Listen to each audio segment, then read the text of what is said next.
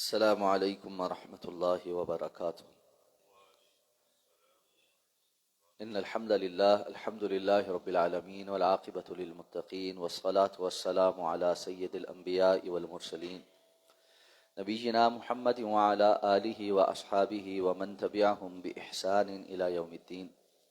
الحمد للہ الذی ہدانا لہذا وما كنا لنہتدی لولا ان ہدانا اللہ۔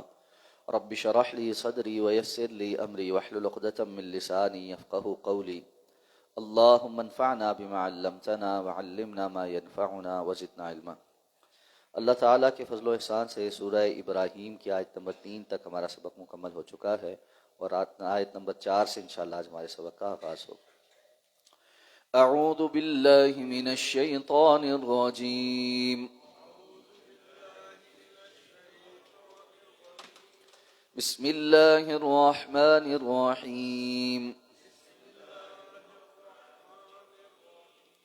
وما أرسلنا من رسول إلا بلسان قومه ليبين لهم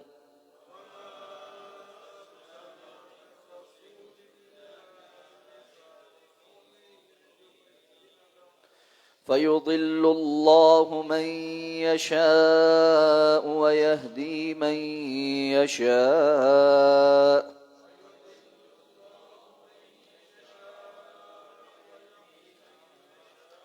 وهو العزيز الحكيم۔ وما ارسلنا من رسول، اور نہیں بھیجا ہم نے کسی بھی رسول کو، الا بلسان قومہ، سوائے اس کی قوم کی زبان میں ہی، لیبین لہم، تاکہ وہ بیان کر دے ان کے لیے۔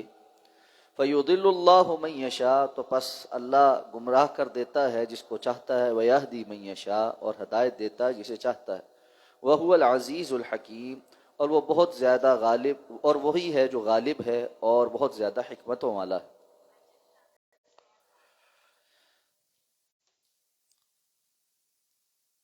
گزشتہ آیات میں اللہ رب العزت نے ارشاد فرمایا کہ اللہ تعالیٰ نے آپ کے پاس یہ کتاب نازل فرمائی ہے آپ پر، تاکہ آپ لوگوں کو اندھیروں سے نکال کر نور کی طرف لے کر آئیں، اور انہیں اللہ کے جو بڑا غالب ہے اور بڑی تعریفوں والا ہے اس کے رستے کی طرف لے آئیں۔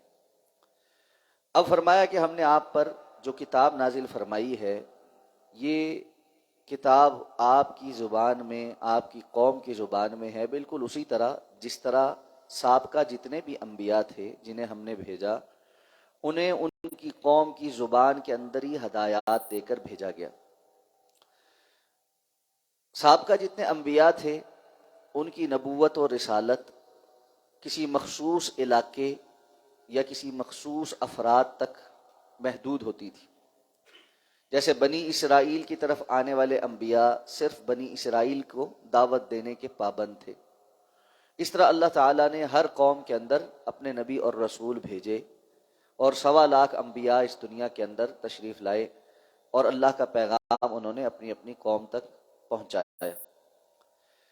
رسول اللہ صلی اللہ علیہ وسلم کی نبوت اور رسالت قیامت تک کے لیے ہے، اور اسی طرح اللہ تعالیٰ نے آپ کو کافۃ للناس بشیرا ونذیرا، تمام لوگوں کے لیے خوشخبریاں دینے والا اور ڈرانے والا بنا کر بھیجا ہے۔ اب یہاں اللہ تعالیٰ فرما رہے ہیں کہ ہم نے ہر رسول کو اس کی قوم کی زبان میں ہی ہدایت عطا فرمائی ہے تاکہ وہ لوگوں کے لیے کھول کر بیان کرے، جبکہ رسول اللہ صلی اللہ علیہ وسلم کی جو امت ہے وہ تو کسی ایک علاقے یا ایک دور تک محدود نہیں، کتنے علاقوں میں مختلف زبانیں بولی جاتی ہیں، اور قیامت تک آنے والے لوگ پتہ نہیں کتنی مزید نئی زبانیں بولیں گے، کتنی زبانیں معدوم ہو چکی ہوں گی۔ تو ایسے میں اللہ کے اس حکم کا کیا مطلب ہے؟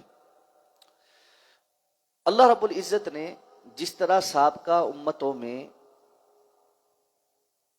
دعوت کا کام انبیاء کے ذمے لگایا تھا، اور ان کی قومیں مکلف نہیں ہوتی تھیں دعوت کا پیغام آگے پہنچانے کے لیے، نبی آتے تھے، وہ اصلاح کرتے، لوگوں کی اصلاح ہو جاتی، تھوڑا وقت گزرتا ان کے اندر دوبارہ گمراہی ہو جاتی، تو پھر کسی نبی کی بعثت ہوتی اور وہ آ کر دوبارہ ان کی اصلاح کرتے. یہ سلسلہ جاری رہا، لیکن امت محمدیہ صلی اللہ علیہ وسلم کو اللہ نے یہ شرف عطا فرمایا کہ ان کے ذمے نبیوں والا کام لگایا. اسی لیے کہا کہ تم سب سے بہترین امت ہو. تأمرون بالمعروف وتنہون عن المنکر، تم معروف کا حکم دیتے ہو اور برائی سے روکتے ہو. تو یہ اصول وضع کیا کہ ابتدا میں آپ صلی اللہ علیہ وسلم کے اولین مخاطب اور آپ کی قوم جو زبان بولتی تھی، اللہ نے آپ کو اسی قوم سے چنا اور اسی زبان میں قرآن نازل فرمائے.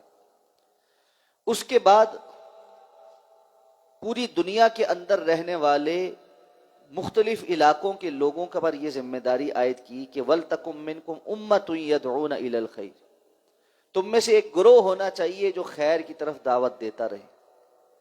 اور پھر دوسری جگہ کہا کہ ایک گروہ ہونا چاہیے جو دین کا علم سیکھے. طائفۃ یتفقہوا فی الدین، ایک گروہ ہو جو دین کا تفقہ گہرا علم سیکھے.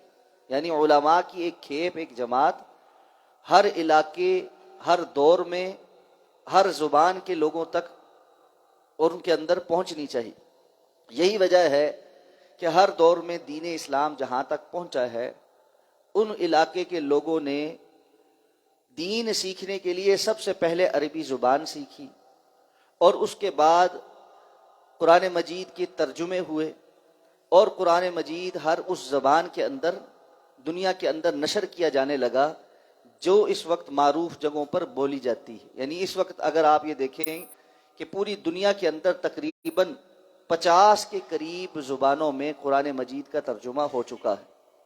یہ وہ معروف زبانیں ہیں جو تقریباً دنیا کے سب ملکوں کے اندر بولی جاتی ہیں. یعنی اگر ان 50 زبانوں کا احاطہ کیا جائے یا نظر دوڑائی جائے تو اس سے دنیا کے تقریباً سب ملک کور ہو جاتے ہیں. تو کوئی ایسی جگہ باقی نہیں بچی جہاں قرآن کا پیغام پہنچانے کے لیے اس کو عربی سے اس زبان میں منتقل نہ کیا گیا.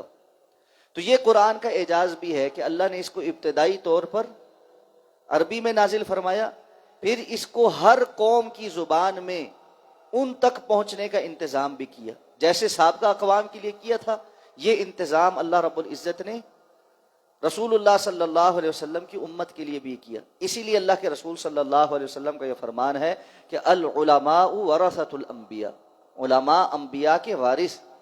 یہی وجہ ہے کہ اللہ تعالیٰ نے علماء کی بڑی قدر و منزلت رکھی کہ وہ کام جو صرف انبیاء کی جماعت کرتی تھی، اب اس کام کی ذمہ داری علماء پر ہے.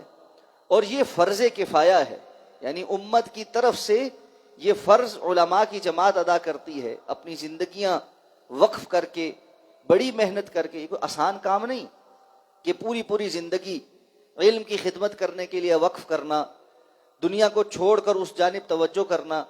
پھر خاص طور پہ وہ علماء جنہوں نے یعنی نئے جو مسلمان ہونے والے لوگ ہیں یا نئے علاقوں کے اندر جو زبانیں بولی جاتی تھیں، ان میں پہلے وہ لوگ جنہوں نے عربی زبان سیکھی، اس کے بعد اپنی زبان میں اس قرآن کا ترجمہ کیا اور پھر اس کو اپنے علاقوں میں لوگوں کو پڑھانے کا انتظام کیا.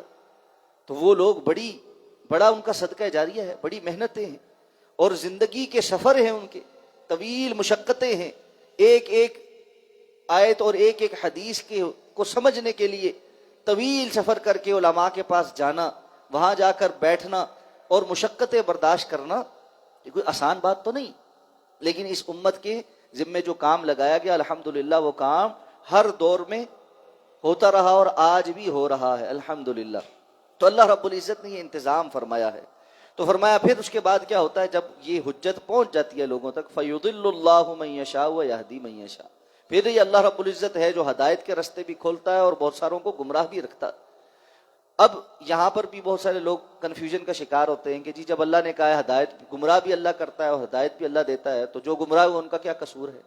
تو جب اللہ رب العزت یہ بات فرماتے ہیں کہ فَيُضِلُّ اللَّهُ، اللہ جو بچوں کو گمراہ کرتا ہے، اس کا مطلب یہ نہیں ہوتا کہ اللہ نے زبردستی ان کو گمراہ کیا ہے، اور وہ جو ہدایت پر آئے ان کو اللہ زبردستی ہدایت پہ لے آیا، یعنی ان کا اپنا کوئی اختیار نہیں ہے. بلکہ جو لوگ گمراہی کے رستے پر چلتے ہیں پھر اللہ ان کے لیے گمراہی کے رستے کھول دیتا ہے.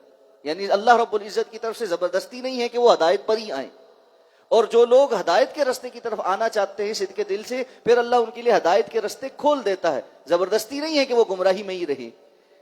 اب اللہ کے رسول صلی اللہ علیہ وسلم نے دعا تو مانگی تھی عمر رضی اللہ تعالیٰ عنہ کے لیے بھی اور ابو جہل کے، دونوں کے حق میں کی تھی کہ یا اللہ ان دونوں میں سے کسی ایک کے اسلام سے اسلام کی معاونت فرما۔ عمر رضی اللہ تعالیٰ عنہ کی اس کفر کے اندر بھی، جب وہ ابھی مسلمان نہیں ہوئے تھے، اسلام سے جو دشمنی تھی وہ تعصب پر مبنی نہیں تھی، بلکہ اس وقت تک وہ کفر کو ہی حق سمجھتے تھے، بتوں کی عبادت کو ہی حق سمجھتے تھے، اور اس کے مقابلے میں ابو جہل کی جو دشمنی تھی وہ تعصب پر مبنی تھی۔ وہ حق تو پہچان چکا تھا، لیکن اس کے باوجود کہ میری انا اس بات کی اجازت نہیں دیتی کہ میں اسلام قبول کروں، تو پھر یہ فرق پتہ لگتا ہے کہ کس کو اللہ گمراہی پر چھوڑتا ہے اور کس کو اللہ ہدایت پر لے کر آتا ہے۔